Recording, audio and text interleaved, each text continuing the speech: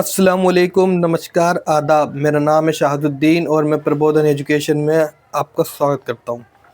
ये हमारा आधुनिक भारत की यूजीसी नेट की जो है टर्मिनोलॉजी चल रही है। ये उसी क्रम में जो है इससे नेक्स्ट वीडियो है। अगर आप हमारी वीडियो पर पहली बार विज़िट कर रहे हैं तो आप इससे पहली वीडियो को जाकर देखें, क्योंकि हमने हर वीडियो को जो है एक दूसरी वीडियो से कनेक्ट करके बनाया है।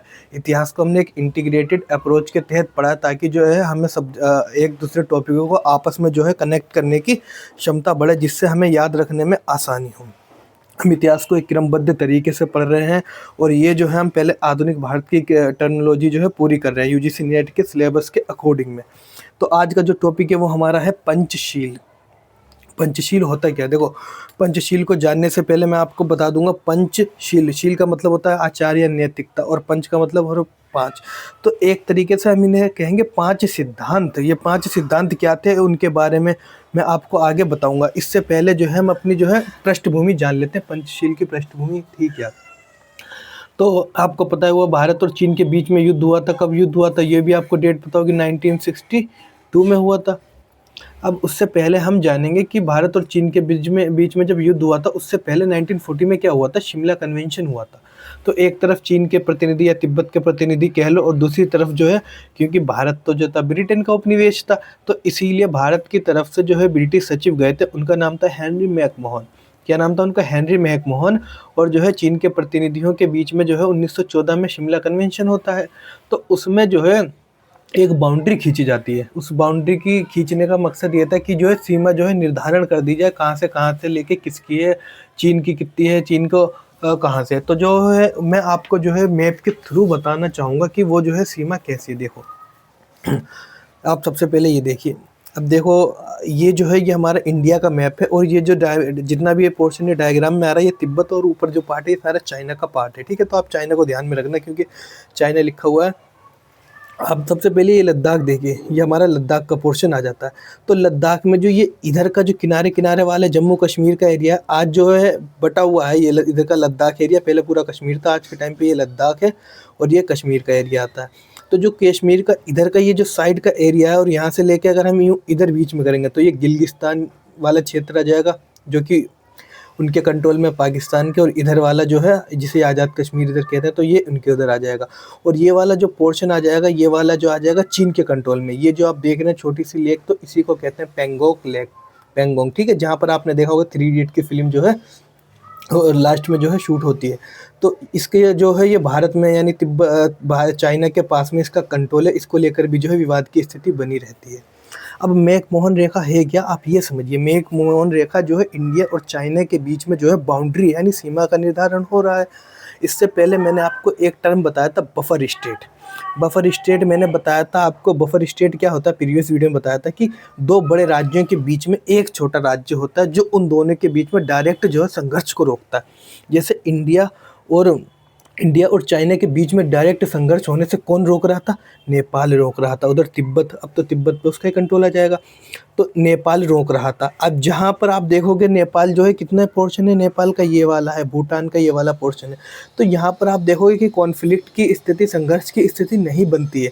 असली जो मुद्दा है वो कहाँ पर बनेगा? आप सबसे पहले मैकमोहन रेखा देख लीजिए। देखिए मैकमोहन रेखा आप ये लीजिए, यहाँ से ये देखो इंडिया चाइना आ रहा है, ये पूरी जो बाउंड्री आ जाएगी, ये वाली, ये वाली, ये वाली, ये वाली, ये उत्तराखंड, ये लद्दाख, उत्तराखंड से होती हुई यहाँ पर जो है नेपाल की बाउंड्री पड़ जाएगी।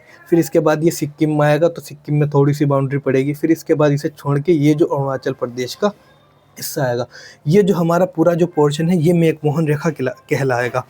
अब मैकमोहन रेखा पे विवाद की स्थिति जो है इन दो जगहों पर बनी रहती है, भारत और चाइना के बीच में। एक तो यहाँ पर डायरेक्ट जो है टकराट हो रही है, क्योंकि यहाँ पर कोई बफर स्टेट नहीं है, इसलिए जो है चाइना जो है इस पर लद्दाख के अक्साई चीन पर अपना कब्जा दिखाता रहता है। और अरुणाचल प्रदेश को वो ये कहता है कि ये साउथ तिब्बत है, यानी तिब्बत का जो है दक्षिण भाग है। इसलिए जो है अरुणाचल प्रदेश को भी जो है वो अपने मैप में शो करता है। कि मैं बताऊँगा पंचशील एग्रीमेंट में आपको। तो आप समझ गए होंगे मैकमोहन रेखा क्या है, बफर स्टेट क्या होती है। भारत और चाइना के बीच में अक्साई चीन के मुद्दे को लेके हो गया, ठीक है। और जो है यहाँ पर अरुणाचल प्रदेश के क्षेत्र को लेके विवाद क्यों बनता है? क्योंकि यहाँ पर जो है कोई बफर स्टेट नहीं है। बफर स्टेट जहाँ पर होती है तो वहाँ पर जो है युद्ध की स्थिति नहीं बनती है। तो दो बड़े राज्यों के बीच में एक छोटा राज्य। ये मैंने आपको मैकमोहन रेखा जो पूरी दर्शा दी है। आपको शिमला कन्वेंशन भी मैंने आपको बता दिया क्या था। अब अब आप ये देखिए कि ब्रिटिश राज्य, ब्रिटिश जो है किसके कंट्रोल में था, भारत जो है किसके अंडर में था, तो भारत जो है किसका उपनिवेश था, ब्रिटेन का उपनिवेश था। अब भाई जब ब्रिटेन का जो है भारत उपनिवेश हुआ तो भारत को आगे चलकर स्वतंत्रता मिलेगी, स्वाधीनता मिलेगी, तो उसके साथ में ही ब्रिटिश का जो है कंट्रोल किस पर था, तिब्बत पर भी ब्रिटिश का कंट्रोल था।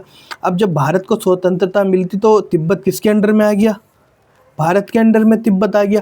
तो भारत को जो है तिब्बत पर क्या मिले, कुछ जो है विशेष अधिकार मिले, क्या मिले, कुछ विशेष अधिकार मिलेंगे।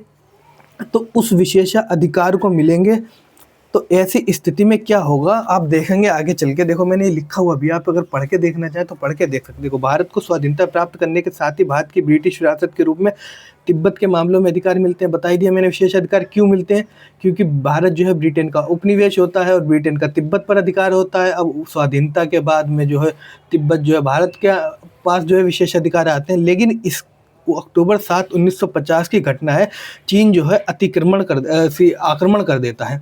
कहाँ पर कर देता है, तिब्बत पर आक्रमण कर देता है। तो तिब्बत पर आक्रमण कर देता है तो ऐसी स्थिति में जो है भारत को जो बहुत ज़्यादा धक्का लगता है, भारत की भावना को जो है ठेस पहुंचती है। अब ठेस तो भाई जाहिर सी बात पहुंचेगी ही पहुंचेगी। क्यों ठेस पहुंचेगी, क्योंकि एक तरफ जवाहरलाल नेहरू नारा दे रहे थे कि हिंदी चीनी भाई भाई, दूसरी तरफ जो है वो उनकी पीठ में ही छुरा भोंक रहे थे। तो हिंदी चीनी भाई भाई ने भाई भाई बोल के जो है सीमा का अतिक्रमण कर देता है। भारत इसका खुला विरोध नहीं करता है, अपितु वो उसके बदले में क्या करता है, उसको 1954 में जो है पंचशील एग्रीमेंट दोनों के बीच में हो जाता है। और पंचशील एग्रीमेंट होने के बाद में भारत के जो भी विशेष अधिकार होंगे तिब्बत पर वो सारे चले जाएंगे। और जो है अब कहाँ पर, चीन जो है तिब्बत पर आ जाएगा। तो तिब्बत में उसकी विशेष स्थिति की स्वीकार की उद्घोषणा कौन करता है, ठीक है, इंडिया करता है। अब भारत के सामने ऑप्शन क्या है, देखो भारत अगर चाहता तो यूएनओ में जा सकता था, क्योंकि उसे जो है ये अधिकार मिले हुए थे। दूसरे जो है वो अपनी सेना भी भेज सकता था। लेकिन भारत ने जो है अभी अभी स्वतंत्र हुआ था, हो सकता है तो ऐसी स्थिति रही हो कि अभी अभी भारत स्वतंत्र हुआ तो नेहरू जी जो है कोई बड़े युद्ध में उलझना नहीं चाहते थे। लेकिन हाँ फिर भी जो है यूएनओ में जाया जा सकता था इस मुद्दे को लेकर। बाकी इस पर भाई लेकर वाद विवाद तो बने ही रहते हैं, अलग अलग लोग अलग अलग जो है व्याख्याएं देते ही हैं। तो अब मैं आपको बताऊंगा पंचशील एग्रीमेंट। आज अभी जो मैंने आपको बताया पृष्ठभूमि क्या थी पंचशील की, समझ गए। तो पंचशील होने का कारण क्या था, क्योंकि जो है चीन ने जो है विशेष अधिकार को उल्लंघन कर दिया था। अब पंचशील एग्रीमेंट में 5 सिद्धांत ध्यान रखने, एक दूसरे की जो है प्रादेशिक अखंडता और संप्रभुता का आदर करना। अब मान लीजिए कोई भी भाई राज्य होता है, उसे अपने देश के अंदर तो भाई सर्वोच्च अधिकार प्राप्त होते ही होते हैं। अगर कोई बाहरी जो है उसके बाहरी जो है कोई आक्रमण करेगा तो उससे जो है प्रादेशिक अखंडता उसकी रखते हैं। एक दूसरे के भाग पर आक्रमण नहीं करेंगे, ठीक है, हमला नहीं करेंगे। एक दूसरे के आंतरिक मामले, बहुत इंपॉर्टेंट पॉइंट है ये वाला, एक दूसरे के आंतरिक मामलों में हस्तक्षेप नहीं करेंगे। समानता एवं पारस्परिक लाभ, दोनों आपस में जो समानता एक दूसरे के लाभ के बारे में। शांतिपूर्ण अस्तित्व, ठीक है, हालांकि दोनों को लेकर मतभेद तो हो सकते हैं आपके और हमारे बीच में, दोनों के बीच में, लेकिन फिर भी हम जो है साथ साथ में शांतिपूर्ण से अस्तित्व की भावना रखेंगे। अब होता क्या है, मैंने आपको बताया था तिब्बत के अब ये 5 एग्रीमेंट ध्यान रखना, और ये वाला एग्रीमेंट जो है बड़ा इंपॉर्टेंट है कि एक दूसरे के आंतरिक मामले में हस्तक्षेप नहीं करना। अब होता क्या है, आगे आगे आप देखेंगे कि 1954 में इसी के परिणाम स्वरूप एग्रीमेंट हो जाता है। भारत के जितने भी विशेष अधिकार थे तिब्बत को लेकर वो सारे जो है परित्याग कर देता है, और तिब्बत पर किसका कंट्रोल हो जाता है, चाइना का कंट्रोल हो जाता है। अब होती क्या है, जुलाई की घटना होती है, जुलाई की तुम आप ये देख लो। अब इससे पहले होता क्या, अब मैं आपको थोड़ा और बताता हूँ। तिब्बत जो है चीन का जो है विरोध करता है, चीन का विरोध कर रहा होता है, चीन की सरकार के खिलाफ जो है तिब्बत के लोग प्रदर्शन विरोध कर रहे होते हैं। तो चीन जो है अपनी सेना भेजता है उस विद्रोह को दबाने के लिए। जब चीन अपनी सेना भेज देता है उस विद्रोह को दबाने के लिए, तो ऐसी स्थिति में जो है चीन में जो है आतंक का राज कायम हो जाता है। तो ऐसे में जो वहाँ के एक लीडर होते हैं जिनका नाम होगा, आपने सुना होगा, दलाई लामा। दलाई लामा वहाँ से भाग जाते हैं और शरण ले लेते हैं, कहाँ पर, भारत में। वहाँ के जो है ये धर्म गुरु होते हैं दलाई लामा। बहुत सारे जो है तिब्बतियों के साथ भारत में आकर जो है शरण ले लेते हैं। अब आप ध्यान करिए, मैंने आपको पीछे पंचशील एग्रीमेंट बताया था। पंचशील एग्रीमेंट में मैंने आपको बताया था कि एक दूसरे के आंतरिक मामलों में हस्तक्षेप नहीं करेंगे। इस पर भारत ने जो है एग्रीमेंट किया था चाइना के साथ में कि हम जो है एक दूसरे के एग्रीमेंट आंतरिक मामलों में हस्तक्षेप नहीं करेंगे। लेकिन जो है दलाई लामा को जो है शरण देकर भाई वो तो जो है चीन ने कहा कि आप तो हमारे जो है पंचशील एग्रीमेंट का उल्लंघन कर रहे हैं, आप दलाई लामा को जो है शरण दे रहे हैं, ये हमारे जो है एग्रीमेंट का जो है साफ साफ जो है विरोध है। तो इसी को लेकर चीन ने भारत पर आक्रमण कर दिया। अब आप देखिए कैसे भारत ने जो है चाइना के लिए अपने विशेष अधिकारों का परित्याग किया। बल्कि जब चाइना उसे मार रहा था तो भारत ने शरण इसलिए दी ताकि जो है इनकी जान बचा सके, धार्मिक गुरु होंगे। लेकिन चाइना ने इसी का हवाला देके भारत पर आक्रमण कर दिया। और आप आगे देखेंगे चीन के बीच में जो है युद्ध होगा।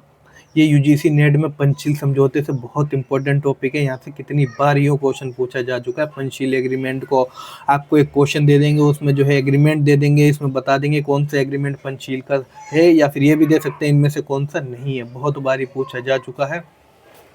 और आगे चीन और भारत के बीच में जो है युद्ध होता है 1962 में, नवंबर 21 1962 को जो ये एक तरफा युद्ध चल रहा होता है, इसका जो है विराम लगता है। अब आप देखेंगे भारत के जो है जवानों ने बड़ी सीमा पर जाके जो है विरोध करिए।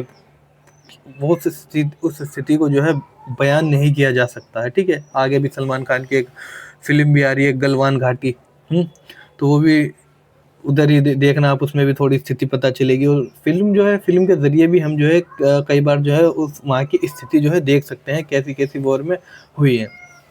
तो आप ये देखिए कि जो एक तरफा युद्ध था उसका जो है नवंबर 21 1962 में जो है रोक दिया जाता है। और जो है एक कोलंबो प्रस्ताव आता है। अब कोलंबो प्रस्ताव आप जानेंगे क्या, देखो कोलंबो प्रस्ताव भी पेपर में जो है यूजीसी नेट में पूछा जा चुका है, कोलंबो प्रस्ताव भी। अब कोलंबो प्रस्ताव आप देखेंगे कि दिसंबर 1962 में आता है। इससे पहले 1961 में ध्यान रखना आप जो है बेलग्रेड शिखर सम्मेलन हो चुका है। ये भी पेपर में जो है पूछा जा चुका है। बेलग्रेड शिखर सम्मेलन हो चुका है जिसमें नॉन अलाइनमेंट मूवमेंट के सदस्यों ने जो है भाग लिया था। अब कोलंबो प्रस्ताव दिसंबर 1962 में आएगा, जिसमें जो है 6 देश श्रीलंका, वर्मा, कंबोडिया, इंडोनेशिया, मिस्र, घाना, ये सब मिलके इनके प्रस्ताव से जो है युद्ध को जो है रोका जाएगा। और भारत एक तरफा जो है युद्ध की जो है बंद करा जाएगा। तो कोलंबो प्रस्ताव अगर कभी भी पेपर में आ जाए तो आप ध्यान रखना श्रीलंका मत लगाना, क्योंकि ये भारत और चीन के मध्य में हुआ था कोलंबो प्रस्ताव। ये एक इम्पोर्टेंट फैक्ट है। लोग जो है श्रीलंका देखते ही श्रीलंका पेल लेते हैं कोलंबो लगा के, लेकिन ऐसा नहीं करना है। कोलंबो प्रस्ताव आया तो आप पहले कॉन्टेक्स्ट पढ़ना कि भारत और चाइना के कॉन्टेक्स्ट में है, भारत और चाइना के बीच में कोलंबो प्रस्ताव जो है हुआ था। अब आगे चलकर हम क्या देखेंगे, आज ऐसी स्थिति है, ठीक है, आपको समझ में आ गया होगा पंचशील एग्रीमेंट है क्या। 5 सिद्धांत दिए थे कैसे जो है आंतरिक मामले का, दलाई लामा को जब भारत ने शरण दी जो है तिब्बत पर उन्हें आक्रमण करा, तो उनने जो है चाइना ने अपने आंतरिक मामलों में हस्तक्षेप करा और जो है चीन भारत पर जो है आक्रमण कर दिया, यही हवाला देकर। आज आप देखोगे स्थिति ऐसी है कि एक तरफ जो है भारत का जो आप कश्मीर जो हम अपने पूरे मैप में शो करते हैं, एक तरफ आप लद्दाख देखोगे, एक तरफ जो है जम्मू कश्मीर देखोगे, उसका जो है कुछ हिस्सा तो जो है चाइना के पास में चला गया है, कुछ जो है पाकिस्तान ने ले लिया और भारत के पास कुछ हिस्सा रह रहा है। तो एक ही क्षेत्र पे जो है 3 लोग जो है अपनी दावेदारी कर रहे हैं। ऊपर से जो है साउथ दक्षिण तिब्बत का नाम लेकर जो है हवाला देकर जो है वो अरुणाचल प्रदेश पे कब्जा कर रखा है। लगभग 32,260 वर्ग किलोमीटर लद्दाख का एरिया कब्जा कर चुका है। अरुणाचल प्रदेश में 5,180 वर्ग किलोमीटर तक जो है लगभग कब्जा कर चुका है। तो आप ये देखेंगे, मैंने आपको बफर स्टेट तो बता दिया था, क्योंकि यहाँ पर बफर स्टेट नहीं है इसलिए इनके बीच में जो है सदैव संघर्ष की स्थिति रहती है। आप जो है वर्तमान में भी देखेंगे, अभी कुछ टाइम पहले, सालों नहीं कुछ महीनों पहले भी भारत और चीन के बीच में जो है युद्ध हुआ था अक्सर चीन के पार्ट को लेकर। तो यहाँ पर जो है स्थिति बनी रहती है और जो है चाइना जो है हमेशा सदैव जो है भारत पर जो है सीमा का उल्लंघन करता रहता है। तो आज वर्तमान कॉन्टेक्स्ट में भी देखेंगे अगर हम, तो हमें यही देखने को मिलेगा कि जो है चाइना और भारत के बीच में इन जगहों पर लेके विवाद चलता रहता है। और भारत में जो है 1958 में तो 50,000 वर्ग मील को जो है चीनी प्रदेश के अंदर दिखाई दिया था जुलाई 1958 में। मैंने जो पीछे आपको एक पॉइंट लिखा हुआ है यहाँ पे देखो, ये लिखा हुआ 1958 में इतना जो है अंदर दिखाई दे गया था। तो आप देख रहे हैं क्या है, कोलंबो प्रस्ताव आपको पता चला है, आपको पंचशील एग्रीमेंट पता चला है क्या है। अगर आपको इसको समझने में अब भी कोई दिक्कत हो रही है तो आप जो है कमेंट सेक्शन में अपनी जो है परेशानी बता सकते हैं। बाकी जो है इस वीडियो के जो है नोट्स में आपको टेलीग्राम पे जो है PDF बना के प्रोवाइड करवा दूंगा। आप चाहें तो जो है लिख भी सकते हैं और चाहें तो जो है वहाँ से करके उसकी फ़ोटोकॉपी भी निकलवा सकते हैं या लिख लें तो ज़्यादा बेहतर होगा। अगर आपको वीडियो अच्छी लग रही है तो अपने दोस्तों तक भी शेयर करें। अब मिलते हैं नेक्स्ट वीडियो में, तब तक के लिए जय हिंद, जय भारत।